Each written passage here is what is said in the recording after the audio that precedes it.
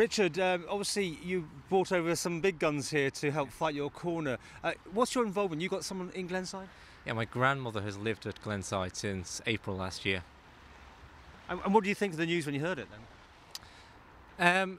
Well, what led me to get Yvonne over is that at the meeting where we were told by the Department of Social Care about the closure, a lot of relatives, their instant reaction was, this will finish my mother off. And I was curious to know, obviously Glenside, not the first care home to be closed.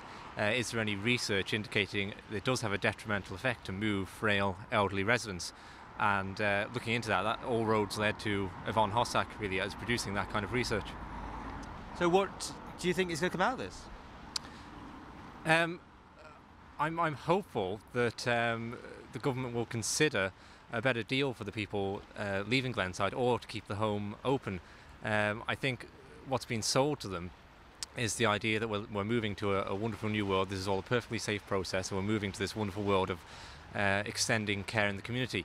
And I'm very sceptical of that, as are a lot of people who have family members living at Glenside, and the staff and people who work professionally in care, because what we see is that people are already living in their own homes to a point where it's quite dangerous. It's usually a serious accident, or the avoidance of a very serious accident immediately precedes the decision by a family to put their relation in care, and we're concerned about what's going to happen when that period is extended further. And can I ask you how your grandmother feels about this when she heard about it, and what the reaction is inside Glenside itself? My grandmother's in the EMI unit, which is like a dementia section of Glenside. So she's unaware really that the closure decision has been made. And I don't know the residents on the other side so well, but from what I hear, a lot of them are disturbed and upset by the decision of having to move. Do you think this will work? Do you think there will be a turnaround yet?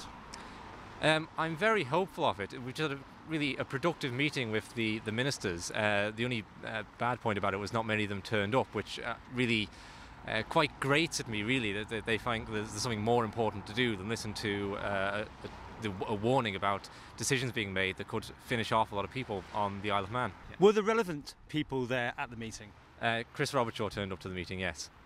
And beyond that, it was the kind of people who have been questioning this already. Hopefully a few minds were changed and a few minds were opened up, because I think so far the ministers have been sold a very one-sided story from the Department of Social Care, and Yvonne's opening up the other side of that.